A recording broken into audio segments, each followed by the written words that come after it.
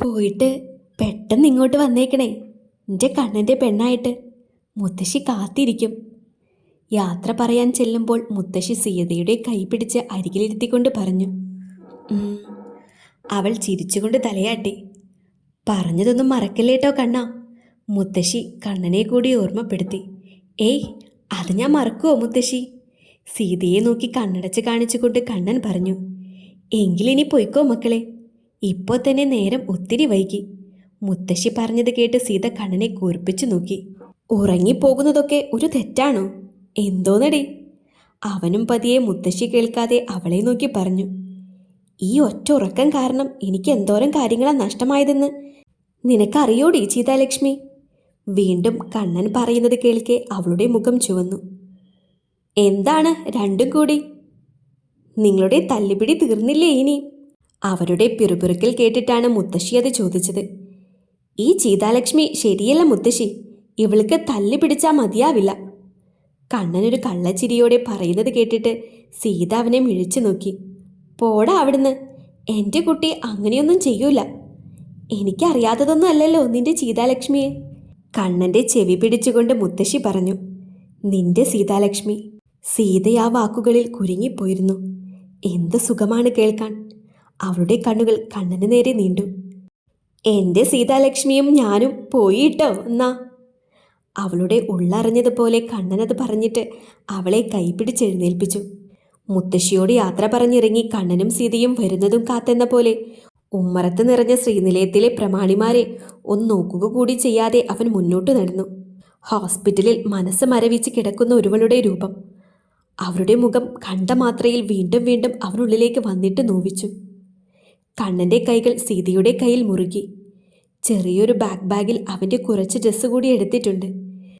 റിമിക്ക് ബാംഗ്ലൂരിലേക്ക് തിരിച്ചു പോകാനാകും വരെയും മിത്തുവിനൊപ്പം ഹോട്ടൽ റൂമിൽ തന്നെ കഴിയാനായിരുന്നു കണ്ണൻ്റെ തീരുമാനം. അവൻ്റെ മാനസികാവസ്ഥ അറിയാവുന്നതുകൊണ്ടാവാം മുത്തശ്ശിയും ആ തീരുമാനത്തിൽ എതിർപ്പൊന്നും പറഞ്ഞില്ല. "മോനെ." അവൻ്റെ അവഗണനയിൽ ആദ്യം ശബ്ദമുയർന്നത് മൂത്ത കാരണവർക്ക് തന്നെയാണ്. ആ വിളി നൽകിയ അസഹിഷ്ണുതയിൽ കണ്ണൻ്റെ പല്ലുകൾ ഞെരിഞ്ഞു. കണ്ണുകൾ ഇറുക്കിയടച്ചു നിൽക്കുന്നവനെ സീത വല്ലായ്മയോടെ നോക്കി. തിരിഞ്ഞു നോക്കിയ കണ്ണൻ്റെ നോട്ടത്തിൽ പ്രതാപ് വർമ്മയടക്കമുള്ളവരുടെ തല കുനിയുന്നത് സീതയൊരു നിർവൃത്തിയോടെ നോക്കി. അവർ തുപ്പിയ തീപ്പുക ശ്വസിച്ച് പിടഞ്ഞ ഓരോ ദിനങ്ങളും അവൾക്കുള്ളിൽ തികട്ടി വന്നു. കഴിഞ്ഞു പോയതെല്ലാം ക്ഷമിക്കണം. വളരെ പ്രയാസപ്പെട്ടുകൊണ്ടാണ് രവിവർമ്മയത് പറഞ്ഞത്. കഴിഞ്ഞു പോയതെല്ലാം പെട്ടെന്ന് മറന്നിട്ട് നിങ്ങളെപ്പോലെ ഇളിച്ചു കാണിച്ച് യാതൊരു ഉളുപ്പുമില്ലാതെ ഇങ്ങനെ മുന്നിൽ വന്ന് നിൽക്കാൻ ഞാൻ നിങ്ങളിൽപ്പെട്ടവനല്ല. ശ്രീനിലയത്തിലുള്ളവർ എൻ്റെ ആരുമല്ല. ഉറക്കെ പല്ല് കടിച്ച് പിടിച്ചുകൊണ്ടാണ് കണ്ണൻ പറഞ്ഞത്. വികാരക്ഷോഭം കൊണ്ട് അവൻ്റെ മുഖം ചുവന്നു, വലിഞ്ഞു മുറുകി. പിന്നെ ആർക്കും ചോദ്യങ്ങളില്ല. വിളറി വെളുത്ത മുഖത്തോടെ തനിക്ക് മുന്നിൽ നിൽക്കുന്നവരെ കണ്ണനും സംതൃപ്തിയോടെയാണ് നോക്കിയത്. "എന്താണ് നിങ്ങളുടെ ആവശ്യം? അത് പറ." "ഇത്രയും സ്നേഹം ശ്രീനിലയത്തിലെ പ്രമാണിമാർക്ക് എന്നോട് തോന്നിയത് വെറുതെ ആവില്ലല്ലോ." "അപ്പോൾ എന്തെങ്കിലും പറയാനുണ്ടെങ്കിൽ പെട്ടെന്നായിക്കോട്ടെ, എനിക്ക് പോയിട്ട് ധൃതിയുള്ളതാ." ചുമലിൽ കിടന്ന ബാഗൂരി കണ്ണൻ സീതയെ ഏൽപ്പിച്ചിട്ട് അവർക്ക് മുന്നിൽ പോയി കൈകെട്ടി നിന്നു. അവനോടത് പറയണോ വേണ്ടയോ എന്നുള്ള സന്ദേഹം അപ്പോഴും അവരുടെ മുഖങ്ങളിൽ കല്ലിച്ചു കിടന്നിരുന്നു. സുധീഷ് വർമ്മയും ഭാര്യയും അവർക്കിടയിൽ നിന്നും മാറിയിരിക്കുന്നത് കണ്ണൻ ശ്രദ്ധിച്ചിരുന്നു. "എനിക്ക് പോവാൻ ധൃതിയുണ്ട്." അവരുടെ മൗനം കണ്ടിട്ട് കയ്യിലെ വാച്ചിലേക്ക് നോക്കി കണ്ണൻ ഒരു വട്ടം കൂടി ഓർമ്മിപ്പിച്ചു. "അല്ല, ജിതിനും മനോജും അവര്..." ഉള്ളിലുള്ളത് കണ്ണന് മുന്നിൽ അവതരിപ്പിക്കാൻ അവർക്കൊരു ജാള്യതയുണ്ട്. അതവന് നന്നായി മനസ്സിലായതുമാണ്. "എന്ത്?" കണ്ണൻ അവർ പറഞ്ഞത് മനസ്സിലായില്ലെന്നതുപോലെ വീണ്ടും ചോദിച്ചു. "കാർത്തികിനൊപ്പം കൂടിയിട്ടാണ് ജിതുവും മനുവും. അവർക്ക് അങ്ങനെ ചെയ്യാനുള്ള മനക്കെട്ടിയൊന്നും..." കണ്ണൻ്റെ രൂക്ഷമായ നോട്ടത്തിൽ സാവിത്രി പറയാൻ വന്നത് വിഴുങ്ങി. "ഇത് നിങ്ങളുടെ മകളല്ലേ?"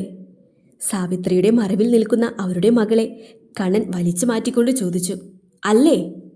അവരൊന്നും മിണ്ടാതെ നിൽക്കുന്നത് കണ്ടിട്ടാണ് കണ്ണൻ കടുപ്പത്തിൽ വീണ്ടും ചോദിച്ചത്. സാവിത്രി വല്ലായ്മയോടെ ഒന്ന് മൂളി. അവൻ്റെ ചോദ്യത്തിൻ്റെ പൊരുൾ അവർക്കെല്ലാവർക്കും മനസ്സിലായിരുന്നു. അതുകൊണ്ട് തന്നെ അവരാരും മിണ്ടുന്നില്ല. "ഇതുപോലൊരു പെണ്ണാണ് ആ ഹോസ്പിറ്റലിൽ മരണം കാത്തു കിടക്കുന്നത്. നിങ്ങളിപ്പോൾ പറഞ്ഞ നിങ്ങളുടെ മാന്യന്മാരായ മക്കൾ കാരണം. അതറിയില്ലേ? അതോ മറന്നെന്ന് നടിക്കുന്നതോ?" അവൻ്റെ മുഖത്തെ ദേഷ്യം സീതയ്ക്ക് പോലും ഭയം തോന്നി തുടങ്ങിയിരുന്നു.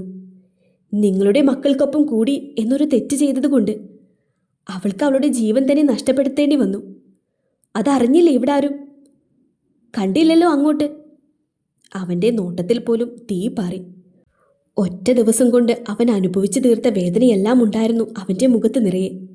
ആ കുറ്റം ദൈവത്തിൻ്റെ ഇടപെടൽ പോലെ. ഇത്രയും പെട്ടെന്ന് സത്യം തെളിഞ്ഞില്ലായിരുന്നുവെങ്കിൽ നിങ്ങളിപ്പോൾ പറഞ്ഞ മാന്യന്മാരായ മക്കളും നിങ്ങളും ചേർന്ന് അതെൻ്റെ തലയിൽ കെട്ടിവെക്കില്ലായിരുന്നോ? കണ്ണൻ്റെ നോട്ടം ചുറ്റും പരതി. ആർക്കും ഒന്നും പറയാനില്ല. അവനോടൊന്നും ചോദിക്കാനുമില്ല. നാവിറങ്ങിപ്പോയ പോലെ മുന്നിൽ നിൽക്കുന്നവരെ കണ്ണൻ പുച്ഛത്തോടെ നോക്കി. മരണം വരെയും മറക്കില്ല ഞാനത്, കണ്ണൻ പറഞ്ഞു. അവരെ ഞാൻ രക്ഷപ്പെടുത്തി കൊണ്ടുവരാൻ സഹായം ചോദിക്കാനായിരിക്കും ഒത്തിരി തിരക്കുകൾക്കിടയിൽ ശ്രീനിലയത്തിലെ മാന്യന്മാർ എന്നെ കാത്തിരുന്നത് അല്ലേ? കണ്ണൻ പരിഹാസത്തോടെ ചോദിച്ചു. ആണെന്നോ അല്ലെന്നോ പറയാതെ അവർ അതേ നിൽപ്പ് തുടർന്നു. എങ്കിൽ കേട്ടോ, എൻ്റെ സഹായമുണ്ടാകും. അത് നിങ്ങളുടെ മക്കളെ രക്ഷപ്പെടുത്തിയെടുക്കാനല്ല, ചെയ്തു പോയ തെറ്റിന് നിയമം നൽകുന്ന ഏറ്റവും വലിയ ശിക്ഷ അവർക്ക് വാങ്ങിക്കൊടുക്കാൻ. അവൻ ചൂണ്ടിയ വിരൽത്തുമ്പിൽ പോലും ദേഷ്യമുണ്ടായിരുന്നു. വാ.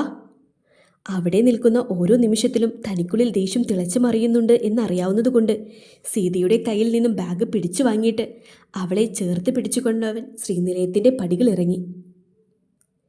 ഇലച്ചീന്തിലെ ചന്ദനമെടുത്തുകൊണ്ട് പാറു ലല്ലുവിൻ്റെ നെറ്റിയിൽ കുറിവരച്ചു കൊടുത്തു. തൊട്ടടുത്ത നിമിഷം ലല്ലുവിനൊപ്പം കുസൃതിയോടെ കുനിഞ്ഞു നിൽക്കുന്ന ഹരിയെ അവൾ പകച്ചു നോക്കി. പ്ലീസ്. പറയാതെ ഉള്ളിലൊതുക്കിയ അനേകം ആഗ്രഹങ്ങളിലൊന്നാണ് ഇതും, ആർദ്രമായി പറയുന്ന ഹരി. പാറു എന്ത് ചെയ്യണമെന്നറിയാതെ അല്പം കൂടി അതേ നിൽപ്പ് തുടർന്നു. അങ്കിളിനും പൊട്ടുതൊട്ട് കൊടുക്കമ്മേ. ലല്ലുമോൾ അവന് കട്ടയ്ക്ക് സപ്പോർട്ടാണ്. പാറുവിൻ്റെ നിൽപ്പ് കണ്ടിട്ട് നിരാശയോടെയെങ്കിലും കണ്ണടച്ച് അവളെ നോക്കിയൊന്ന് ചിരിച്ചിട്ട് ഹരി നിവർന്നു നിൽക്കും മുന്നേ പാറു കൈകൾ നീട്ടി അവൻ്റെ നെറ്റിയിൽ ചന്ദനം ചാർത്തി നൽകിയിരുന്നു.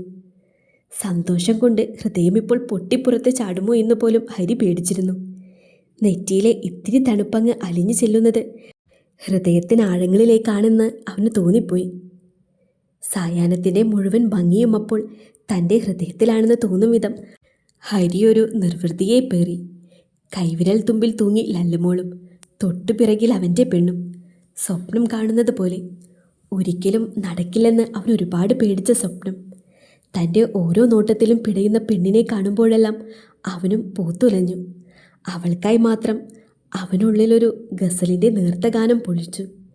ഒരു ജന്മം മുഴുവനും പറഞ്ഞാലും തീരാത്തത്രയും സ്നേഹം അവൻ്റെ മനസ്സിൽ വിങ്ങി. ഹരിയുടെ ചുണ്ടിലെ നനുത്ത ചിരിയിലേക്ക് നോക്കുമ്പോഴൊക്കെയും അതുവരെയും അറിയാത്തൊരു പ്രണയത്തിൻ്റെ ഗന്ധം, ആർദ്രത, അതെല്ലാം പാറുവിനും അറിയാനാകുന്നുണ്ട്. ആ നിഴലിൽ, അവൻ്റെ സ്നേഹത്തിനാഴങ്ങളിൽ ഇടയ്ക്കെപ്പോഴോ അവളും സ്വയം മറന്നില്ലാതാകുന്നുണ്ട്. ഇതുപോലൊരു നോട്ടത്തിൽ അലിയാനും സ്പർശനത്തിൽ ഉണരാനും താനും കൊതിച്ചിരുന്നില്ലേ? ഗിരീഷിൻ്റെ കടുത്ത സമീപനം തന്നിലുണർത്താത്ത അനുഭൂതിയെ ഹരിയൊരു നോട്ടം കൊണ്ട് തൊട്ടുണർത്തുന്നു. പ്രണയത്തിൻ്റെ മായാജാലത്തിൽ അലിഞ്ഞ് സ്വയം മറന്ന പാറു കോർത്തു പിടിച്ച തൻ്റെ വിരലിലേക്ക് ഹരി അത്ഭുതത്തോടെ നോക്കി.